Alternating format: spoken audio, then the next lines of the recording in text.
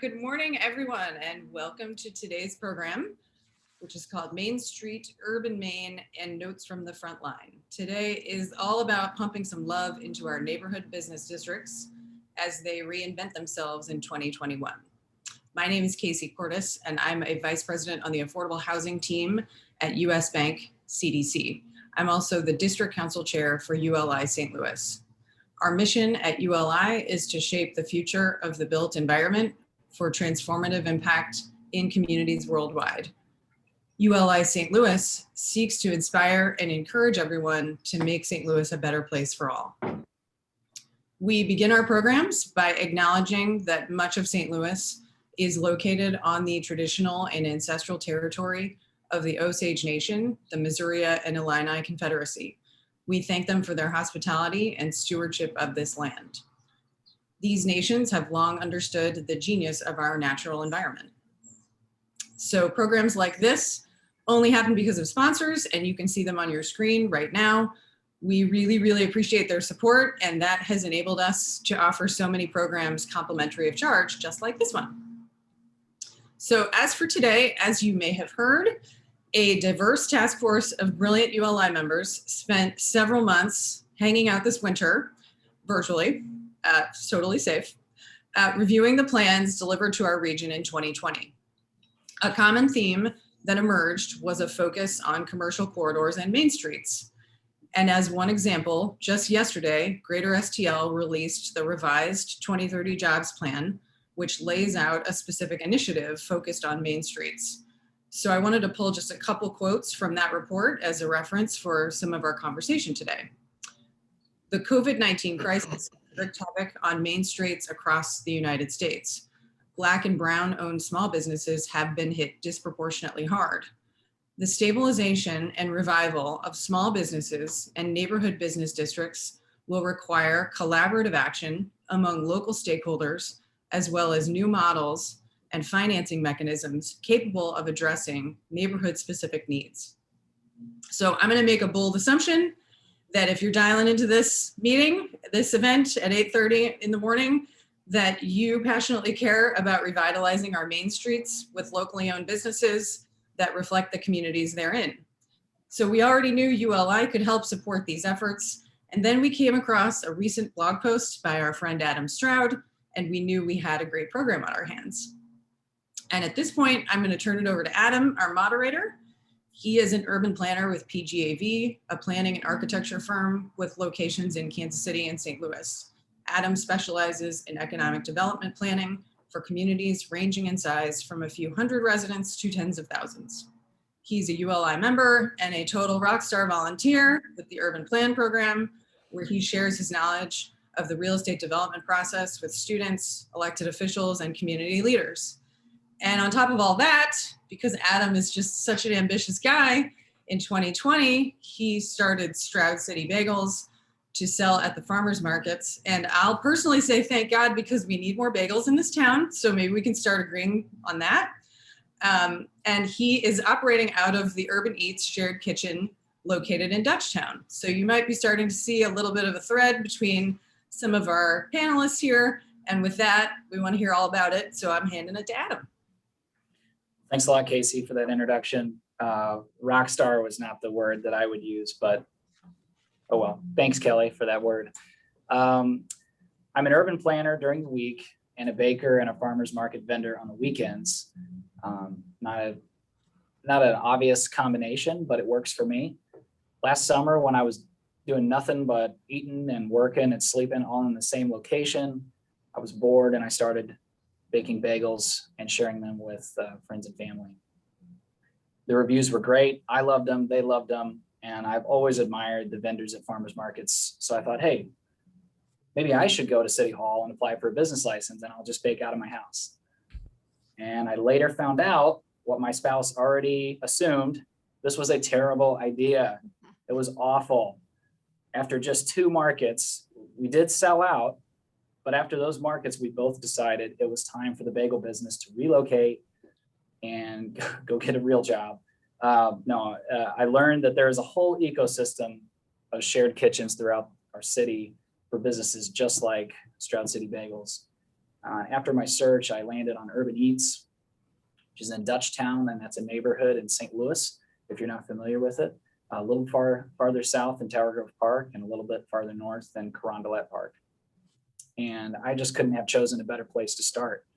John and Kaya, two of our panelists today, are the owners of Urban Eats Shared Kitchen in Dutchtown, and they welcomed me as they do so many startup food businesses, and they helped me through the city's process and gave me access to a real life commercial kitchen and not my home kitchen, all for an affordable rate.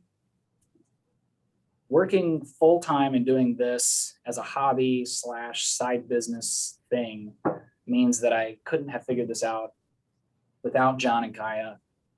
And I was able, as a small business then, to focus on tweaking my recipes, finding customers, and figuring out, what price should I charge, rather than worrying about paperwork and compliance. So I'm so excited for you to meet John and Kaya and hear their story. This whole experience has given me a new perspective on planning for small businesses at the neighborhood level. And I've got a clearer understanding of how I can refocus my attention toward helping small businesses get off the ground, and by doing that, perhaps most importantly, lift up the neighborhoods around them. Our neighborhoods are where equitable development can happen. I'm also very excited for you to meet and hear from Rochelle Lacuyer, the executive director of the Del Mar Loop organization. She's helped so many businesses navigate the pandemic, and prior to that, she was the director of community development at the city of Maplewood, where there's so many small businesses and so many interesting and new businesses popping up all the time. One reason Dutchtown, the Del Mar Loop, and Maplewood's business districts have energy is because they have reached a critical mass of concerned businesses and residents, and also community leaders. The task is too big for any one business or voice to complete on their own. So that's where an organization like Missouri Main Street comes in. Missouri Main Street has helped communities all over Missouri coordinate efforts to preserve their downtowns and help them thrive. Another one of our panelists, Keith Wingy, is going to talk to you about how the Main Street framework for development has been adapted to an urban setting through the Urban Main program. And it's new to St. Louis, although the national organization has been doing this for a number of years. And we're excited to know that Dutchtown is the first neighborhood to participate. But we hope there's future opportunities to expand the program, and Keith is going to talk to you about that effort. Before I turn it over to Keith, I have one more thing to say. I'm a transplant to St. Louis from rural Illinois, and I hear negative comments all the time about our city and the roadblocks that are in our way. But what I've seen over the last 6 months in Dutchtown is that a racially diverse part of our city with a business incubator and committed leaders has empowered entrepreneurs and filled vacant buildings. We've got tons of those, and they all need filled. The main point this experience has brought me is that entrepreneurial spirit crosses geographic, economic, and racial lines as long as opportunities do the same. To put it more simply, entrepreneurs can realize their potential if they have the opportunities to do so. I believe we can do this in our neighborhoods, and I'm going to focus on achieving this as an urban planner, and I hope you can take something away from today's panel of practitioners and do the same thing. Keith, why don't you tell us about your work with Missouri Main Street and your work with the Urban Main program? Thanks, Adam. I really wish we were in person and you would be serving us bagels right now as we were gathered all together, because I'm curious about these bagels now that I've heard your story a little bit more. I'm Keith Wingy. I'm the Community Development Director for Missouri Main Street Connection. I've been with Missouri Main Street for about 8 years. Before that, I spent 20 years in the hotel and hospitality industry and have traveled all over the country. And my favorite places were working in unique downtown districts. And traditionally, I worked in historic hotels. I'm in a community, Excelsior Springs, right now with the Elms, which has a wonderful historic hotel. But as Adam was saying, you know, it's that diversity of our communities that make us powerful. And Main Street at its core is a community-driven preservation-based economic development principles and structure that is used to make Main Street powerful. So for those of you that maybe aren't aware of Main Street, there's a National Main Street organization that came out of the National Trust for Historic Preservation. So that gives us our preservation-based economic development principles. But Main Street is that grassroots effort in our local communities, volunteer-driven, comprehensive effort that has made it powerful for the past 40 years that it's been in existence. In Missouri Main Street, we have a little shorter history. We started in the late 80s as part of the Missouri Department of Economic Development. Funding for programs like Main Street and others, Arts Council, Humanities, were eliminated from the budget, and we became a nonprofit in 2006. The only nonprofit leading this preservation-based economic development system here in Missouri. And our role as Missouri Main Street is to support our communities and our districts with tools and resources, and to be that that cheerleader, that guidance for our Main Street programs here in Missouri, helping them identify their true potential and moving that effort forward.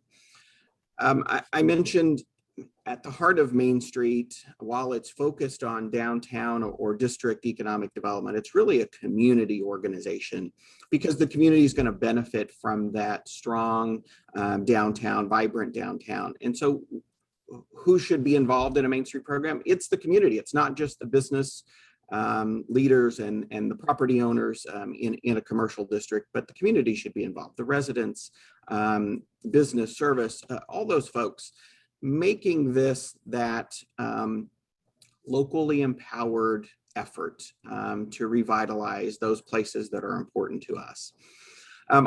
There's this Main Street 4-point approach, which creates that comprehensiveness to it. And it's also those quality of life things that that we desire in the community that we live. It's that physical aspect. It's the social side of things, those gathering places, those third places. But of course, there has to be economics taking place, and John and Kai are going to talk about that from their perspective with business owners and property owners. But then there's also that civic side, which is bringing the community together, building consensus for what we want to see in our districts, in our downtowns. And so it's connecting people to resources, and it's people working together to make their place a better place.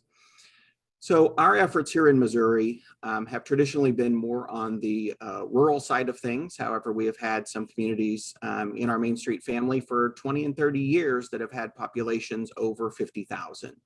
The great thing about Main Street is that it is scale.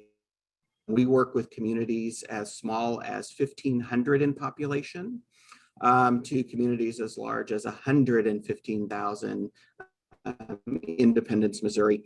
And now through our Urban Main program, we're working with some districts in St. Louis, with Dutchtown being our first one. And we're doing this as a pilot program because this is different and new to us here in Missouri, working in urban districts.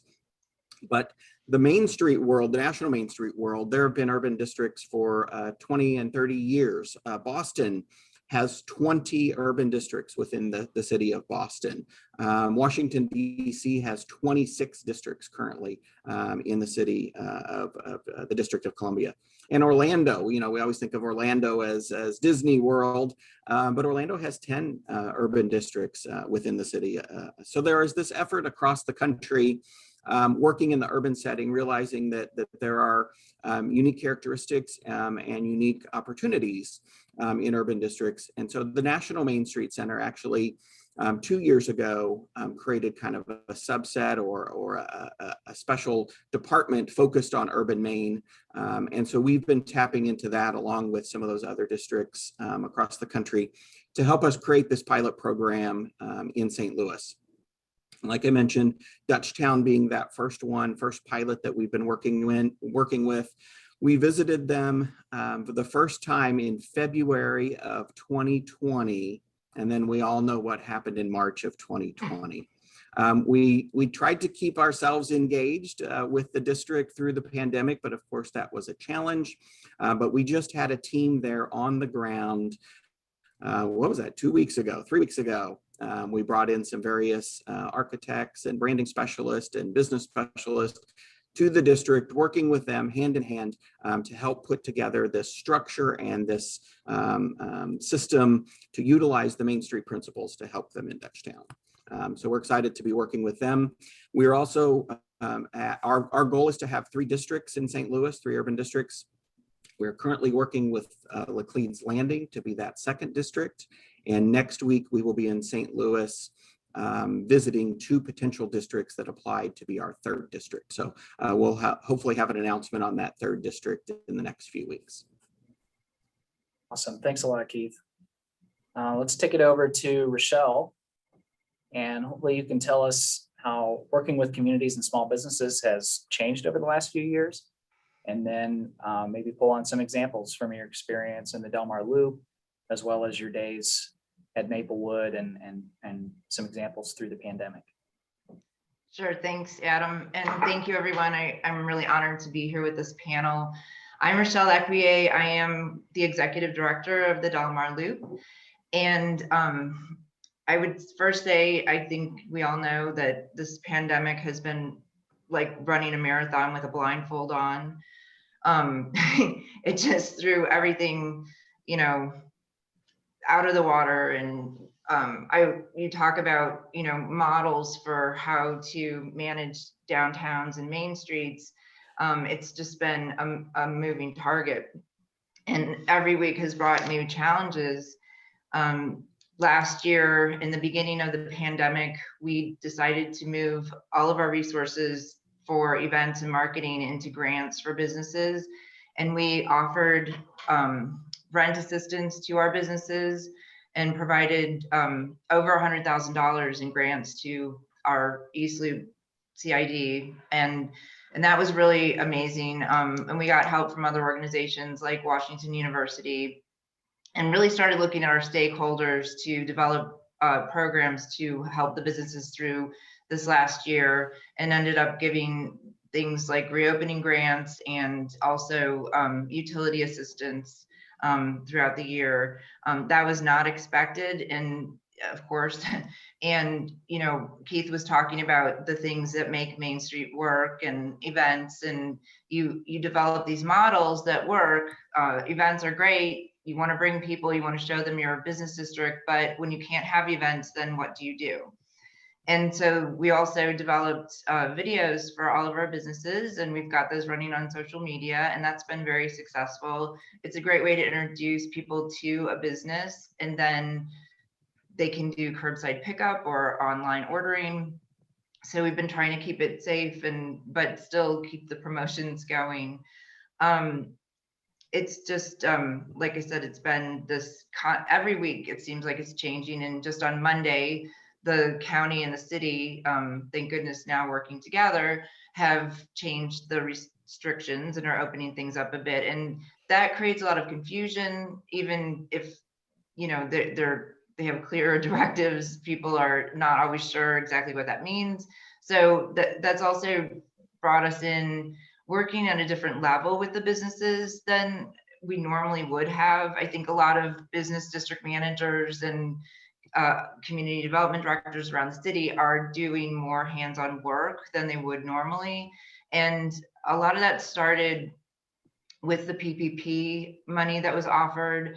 That was a real big eye-opener for us, that we recognized that some of our businesses didn't have connections to banks, that they didn't have any knowledge of financial resources. And so that started us on a new path as well, where we helped connect the businesses to organizations like Justine Peterson was a really good resource for us. And then also work on using the business owners that had good relationships with banks to connect the other businesses to those banking resources.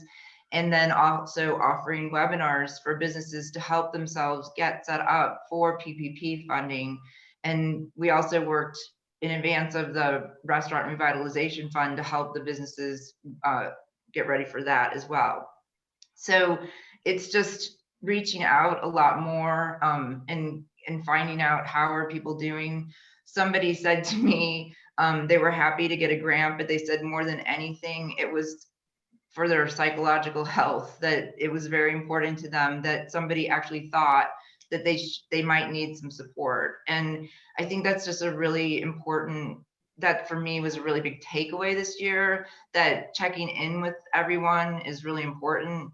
You know, just making a phone call. I mean, we're all suffering Zoom fatigues. Just pick up the phone and call your businesses and see how they're doing, or shoot them an email or a text message. And I think it means a lot right now for people, as we get into this next phase. You know, what is the new normal going to be? So that's something that we're looking at. I'm not going to take the grant opportunities off the table, even as we open up. And again, that's not something that we normally would have been looking at. We would have been looking at, you know, going back to some of the things that Keith brought up, you know, the events and other things like that, and serving more as an umbrella. I think this, the pandemic has really changed the focus, and it, you know, now in a business district, you really need to be more focused on how are all the businesses doing, and recognizing too that not one size fits all, and really focusing on, you know, what are the programs that we can bring in. And I never, 2 years ago, I never would have dreamed I would be saying this, because I always felt like we had a very successful model that, you know, we're going to do the events, we're going to do the marketing for you, we'll have a brochure, you know, all those things out the window. You know, you don't, so you have to really rethink everything. And I would say that's how we're going to be addressing the next couple of years. Explore St. Louis is looking at 2023 for, you know, back to normal. And some airlines are just saying they probably won't have regular travel business until 2024. So what are we going to do between now and then? You know, we're not going to just sit at home.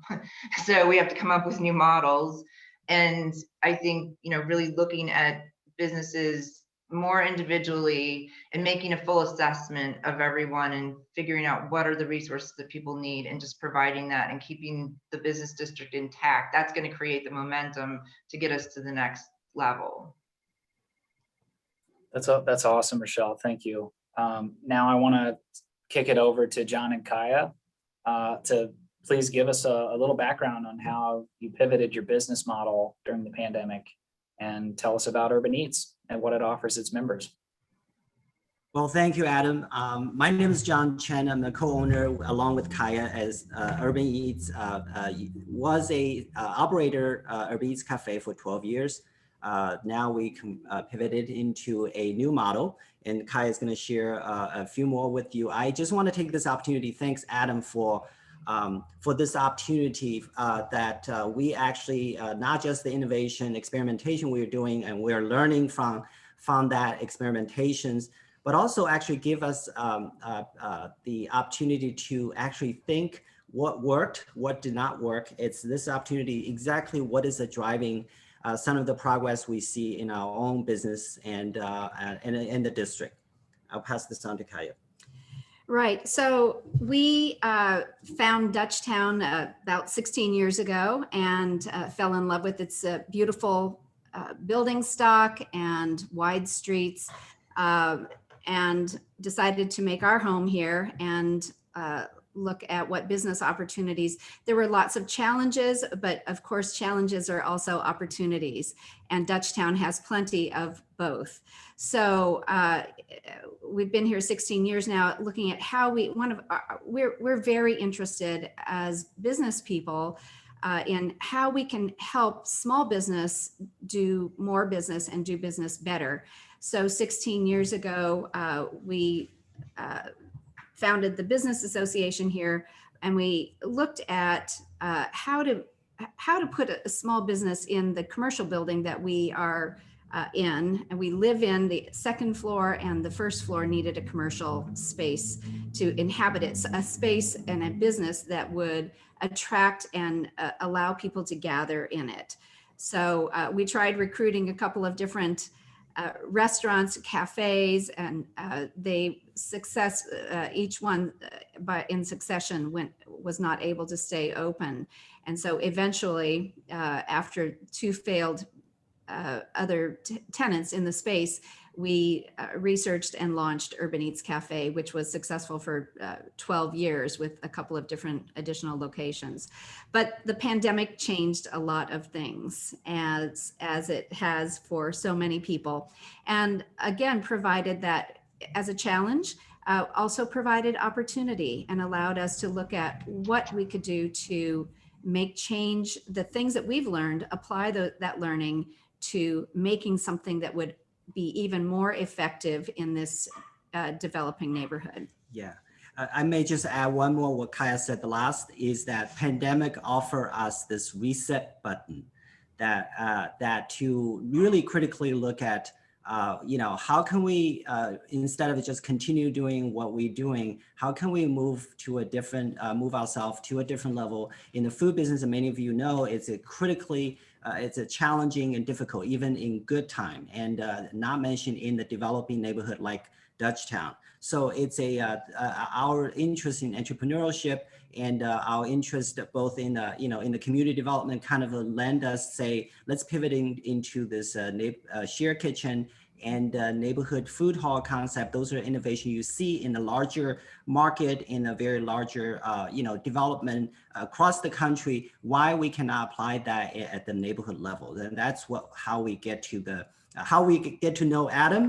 That's how we responded to Right. the pandemic. Yeah. So really, we took that lived experience that we've had with Urban Eats as a cafe and catering over 12 years, take that information, that lived experience, that information, and combine it with our own backgrounds in technology and marketing and business development, and look at how we could apply some of those wonderful concepts that are happening in larger markets and larger settings. How can we bring those things down to the neighborhood level to benefit small and micro businesses in the food sector? And so we now have really two different operating models inside of what was Urban Eats Cafe. We now have a kitchen incubator and Urban Eats Neighborhood Food Hall, which is truly an incubator for retail food businesses. So someone who wants to be able to start up their initial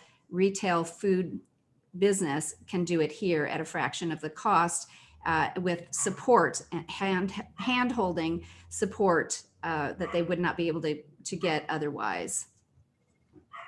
Awesome. Well, I want to open it up. The chat, if you have any questions, please put them in the chat. I've got a few here that I want to get through, and then hopefully we can cover one or two questions from the chat. But John and Kyle, let's stick with you for just a minute. One striking thing that I noticed right away when I started at Urban Eats and Dutchtown. Dutchtown is such a diverse neighborhood, and the membership of Urban Eats reflects that diversity. And that doesn't happen by chance or luck. Please tell everybody why specifically it's available to everyone in the neighborhood and how you designed it that way. Well, I would say that, number one, we made sure that our price point was very affordable and very accessible to a wide variety of people, to meet a wide variety of needs. So if you may not need the entire array of equipment that is available in our kitchen, so there's pricing to accommodate that. We have a very diverse neighborhood here.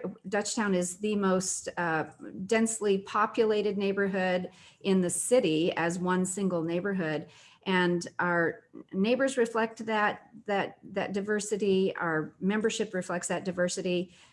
We make a great effort to help our kitchen members and our merchant members work their way through the process of starting their business, whether it's in the kitchen or whether it's in our marketplace. And I don't think that support is readily available or accessible oftentimes. So sometimes it's a language barrier, whether it's,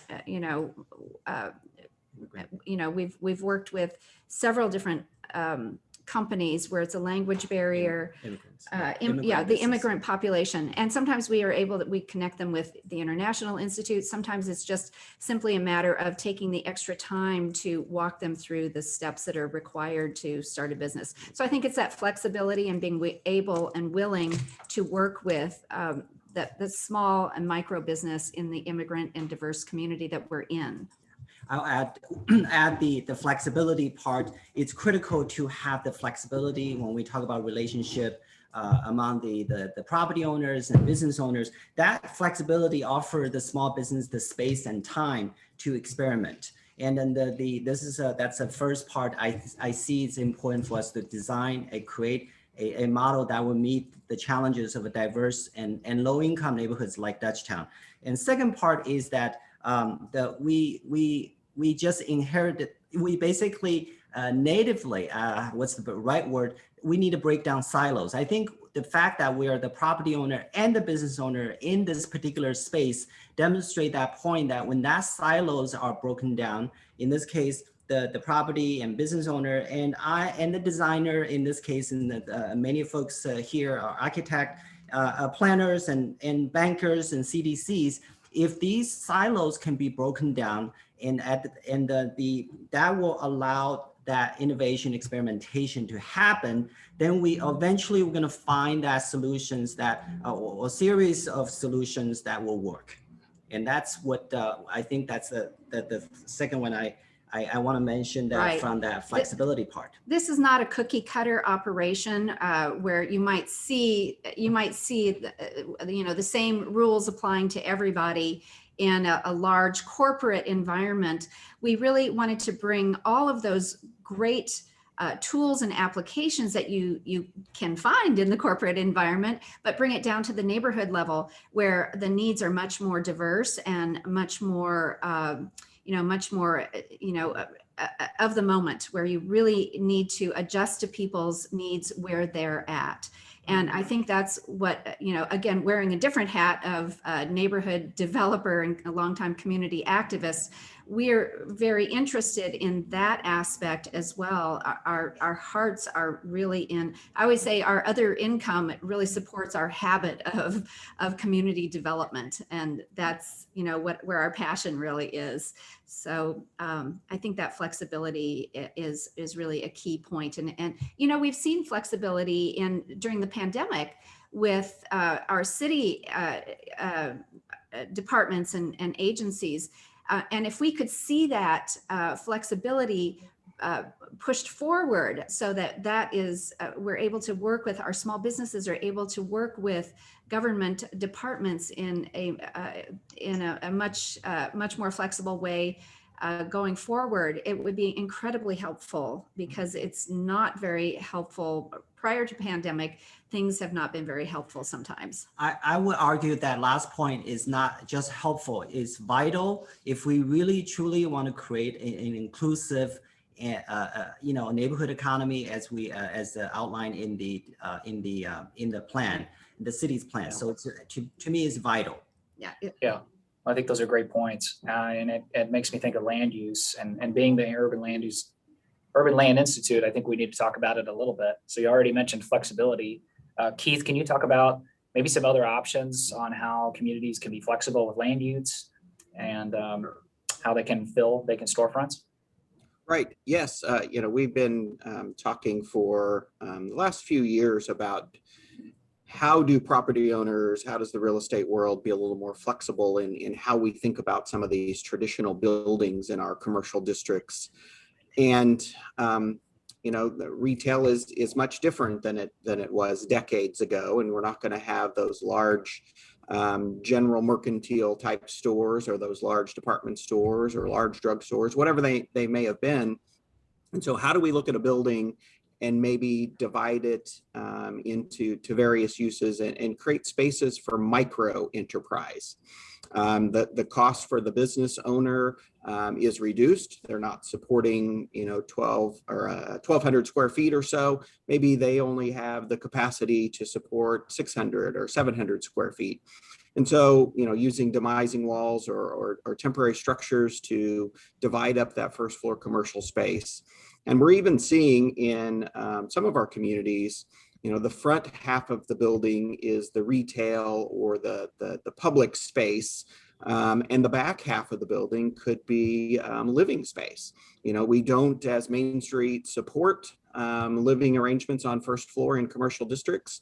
But in this case, with it being in the back of the building, that certainly could be an option. But you could also have the retail space in the front and a service industry in the back that doesn't need that walk-up traffic. It could be an office of some sort.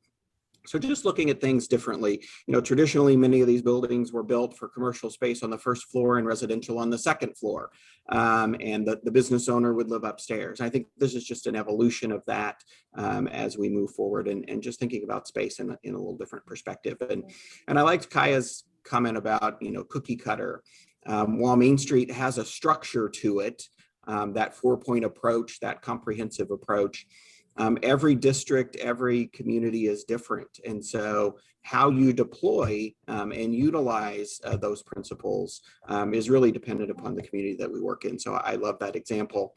And I also wanted to mention that, as we're looking at this pilot urban Maine program in St. Louis, the city is invested in this program. The St. Louis Development Corporation, SLDC, is a partner with what we're doing here in St. Louis and has been at the table with us. And so I think that there are those opportunities to bring the city into some of these conversations with property owners, with business owners, with districts on how do we look at things differently.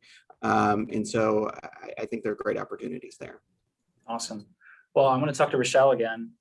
You mentioned the other day that you serve the businesses in your corridor, right? You're helping facilitate those relationships. But you also mentioned that at the executive director level, CDC level, that there's some networking going on. Why don't you talk to us about those relationships that you've built and how they've helped you maybe through the pandemic, but also just over the last several years? Sure. So about 10 years ago, a group of us started talking to each other, Rachel Witt from South Grand and some other business district managers, Brooks Gettiger, who's now with the SLU redevelopment. We were all talking, what certain things were coming up and we needed to discuss best practices. And we didn't feel that, despite great organizations like ULI and other organizations or resources that were there, that we were finding the right place for our conversations and needs. So we just informally started getting together, and then the Community Builders Network stepped in and helped us organize a little bit better. So we've been meeting more informally, but over the years, but then more quarterly. And now we're all connected to each other, and we have a Facebook group, and we can ask each other questions and say, especially during the pandemic, it was really great. Like, do you know any resources? How have you been helping your businesses? Here's my grant program that we're going to do, and here's how it works. And, I would send people just literally the application that I developed or something, or other people were sending me things like that too. So we've been sharing resources back and forth. And, the idea is that we function not as competitors. I mean, each district is uniquely different and we have different needs ultimately, but there are certainly best practices that apply to everyone. And that's just really helped us get through the pandemic and help us assist our businesses and even make connections at City Hall or other levels of government that we need, or even find vendors for different needs like trash pickup or something that we have to cover. So that's been really amazing for us. And it's a great group of people. And each one brings something different to the table. And so it's really helped us get through, and also just it helps us, provide, our best services to our business districts. Yeah, that's great. Well, I've got one question for everybody. And just try and keep your answers concise and specific. You can use me as a target as an urban planner if you want. Let's say I'm an employee of a city or a municipality somewhere. Give me two things that I can do to help support your work. We could start with Rochelle. I need capital improvements. Give me streetlights. Okay. Can you do that, Adam? That's it. That's all I have. No. Awesome. Well, I mean, that's seriously something that really, I didn't really talk about the geography of the loop, but our district goes to all the way to Bolivar on one side of the district. It's got a little tail, and then starts at Laurel. So that's really where the loop begins. And you know, the East Loop and the West Loop do not look the same. And we would really like to develop the East Loop so it's consistent. But it's not just that we want it to look the way that the area that's been developing for the last 50 years looks. And we want to provide access to the neighborhoods. We have two awesome neighborhoods that flank the loop in the West End Neighbors. They're working very hard to develop their area, and they're just an amazing group of people, community oriented. I mean, you're going to hear about the West End Neighbors. They are doing so much in their neighborhood. And then you have Skinker to Bolivar, which is a very, I guess, almost a legacy organization at this point, but they've been around for over 50 years. But these are all residents that, you know, Delmar is their main street, and we want them to feel safe when they're there and be able to walk every night from their home and go to the restaurants and the shops and use the services.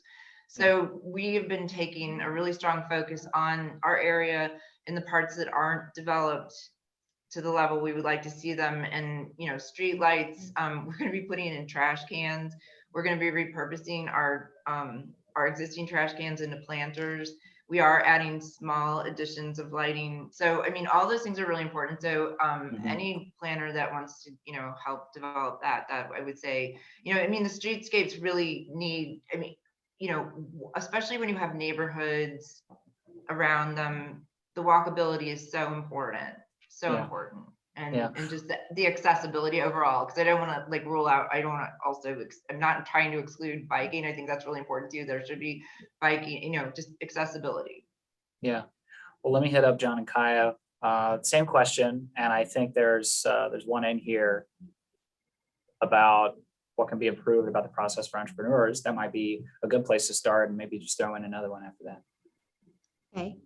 You want me to start? Yeah, so for me, the two most important point is to our small businesses like us need to, wearing my business owner's hat on, is the hands-on support systems like Missouri Main Street, what they have brought in.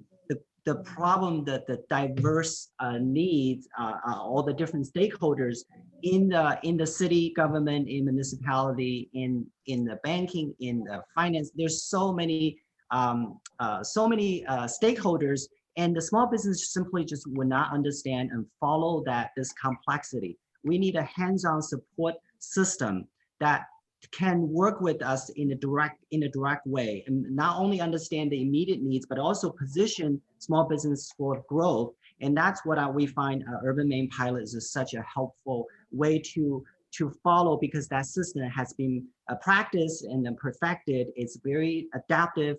And so that's one thing I believe that probably including our city government as SLDC's partnered with Urban Main to Missouri Main Street to bring some of these things to the neighborhood level. That's first thing I think is very important. Second is unfortunately, or fortunately, the pandemic demonstrated we need entrepreneurial mindset at all levels.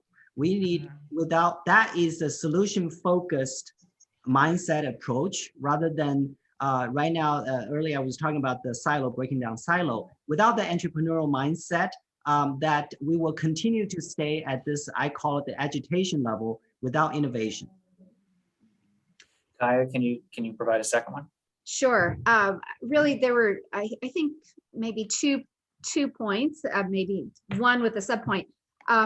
I think that what planners such as yourself can provide are, if we're looking at professional volunteer resources to small businesses, and there are avenues for doing that. Small business really oftentimes they have needs, but they don't even know how to ask the question for filling those needs. And we're working. We have created an organization here to do some of those things and to help businesses, small businesses, find the answer to those needs in an affordable way. But professional volunteer services for small business is sorely lacking. We're trying to provide a connection for that with our Neighborhood Innovation Center. But that's one thing that I would love to say that we would love some help with that.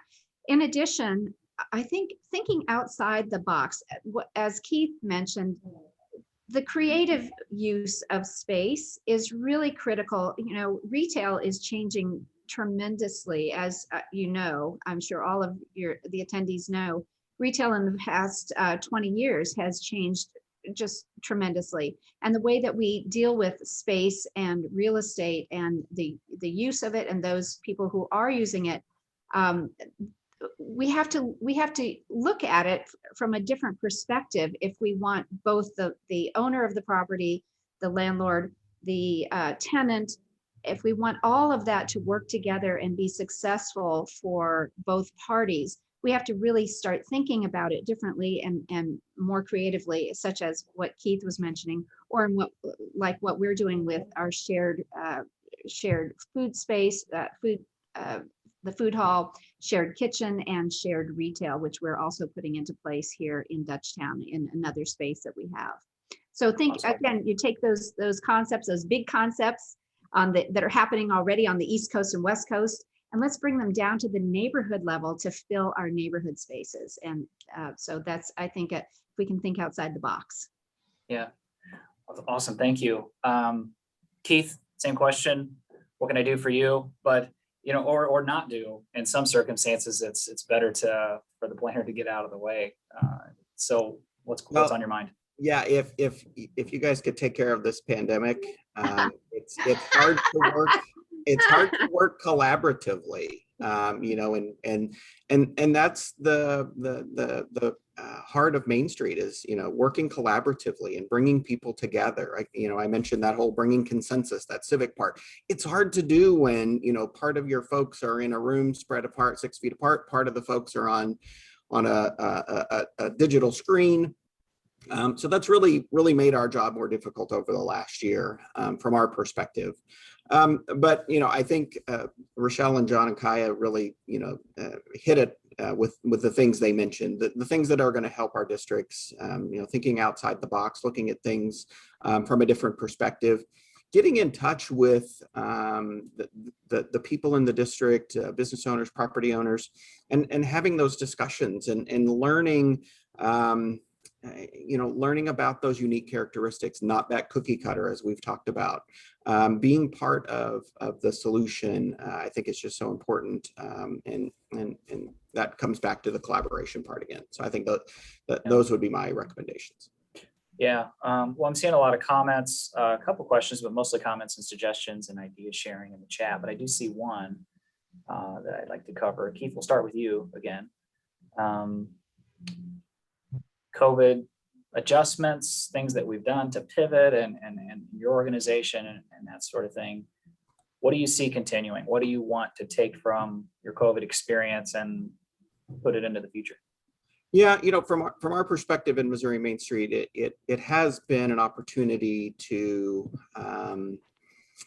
provide more targeted resources. In the beginning, it was education, that support system. Rochelle talked about supporting the business owners through the pandemic. Our role as Missouri Main Street was to support our Main Street programs during the pandemic.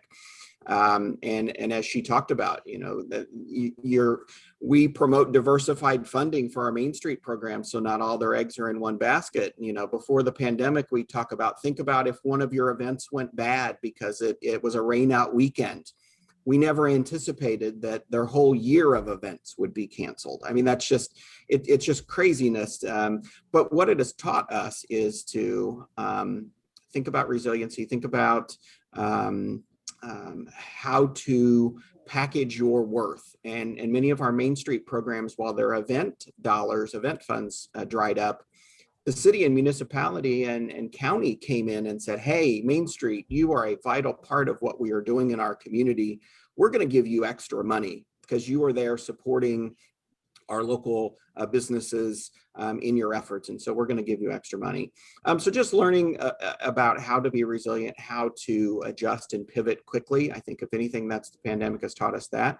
Our local programs, they've just learned, it's been the theme this morning, looking at things differently, how they provide that service in their district to business owners, property owners, their role in the community building portion of things, how to still connect when we can't be together. I think it's taught cities and main streets to work closer together with some of the regulations dealing with curbside pickup, open or not necessarily open container, but alcohol to go. Some of those things that I think consumers want to continue beyond the pandemic. Alley pickup for retailers. We have been pushing retailers for years. Have your brick and mortar store front door, but also have your online store shipping out the back door. And when the pandemic first started, we had 60% of our Main Street businesses didn't have an online store. And so that's one of the first things we focused on. We're currently offering an EDA, an Economic Development Administration grant to help retailers in our Main Street communities that still haven't put an online store together, to help them do that online store. We just see that that's something that's needed moving forward. So, it's taught us quite a bit. And those key takeaways, I think, have been cemented with our programs. Awesome. John and Kaya, you're going to keep up Urban Eats into the future. And then also, your model seems like it's a fit for a lot of different parts of the city and maybe even all different parts of the city. So one question was about, for those of us that didn't have a thriving district, where do they start? Trying to keep it short, and then we'll finish with Rochelle. Yeah, I appreciate that question. Is Urban Eats actually still continue to evolve? And this is a kind of it's important. Earlier I mentioned the entrepreneurial mindset. That is, it's iterations. We come in iteration. We actually, at this moment, we're entering our second iteration. And we learn from the first one, what worked, what did not work. I would not say we're still learning. We still have more questions than answers, and we don't have this. We need help actually to scale this up, and that scale up is, in a startup world, wearing my entrepreneurial hat, startup founders hat, is that where we have a minimum viable product, that what they call MVP, and then you will you hit the right button, and then you figure out a way to scale up. Instead of try to scale up from the very beginning, you will actually need experimentation. We're still in that experimentation phase, and we need a lot of help and assistance from everyone in this room. And this is we're trying to solve a very big problem, and in a small way to offer accessibility and the flexibility and incubating options and the scale up option for food businesses. And I would say, downtown Dutchtown was not what I would call a thriving business district before the pandemic. Really, we're just marginally hanging on here previous to the pandemic. So the pandemic was, horrific for everybody, and definitely not good for us. Main Street has made a huge difference, however. Implementing the Main Street approach and with Missouri Main Street's help during this pandemic year has made all the difference in the world. So to the question for the person who asked that question, I would say the best thing you can do is get connected with Missouri Main Street and get the structure in place and the help in place that your district needs to really get formed and get going in a forward motion. Those things will be critical to your development. Yeah, thank you very much. Rochelle, what did you learn and what are you going to keep? So I'm writing a book. I can't talk about it. No, just kidding. Tell all. The tell all about how I survived the pandemic. And I would say, one of my biggest takeaways for this was really seeing what the loop looks like without the 500,000 people that normally come there for things. And I mean, having the pageant close and Del Mar Hall and the dock room, the pageant in Del Mar Hall alone bring over 250,000 people to the Loop, the Moonrise Hotel. I mean, think about all of the entertainment venues and the tourist, the amenities for tourism that we have. And so it really, the pandemic itself caused me to take a stronger look at who are our neighbors, who are our, resident users of the Del Mar Loop. And, that also, when I was in Maplewood, we were constantly reaching out to get people to come from other places to Maplewood. I think that's just part of what you do when you have a downtown or a main street.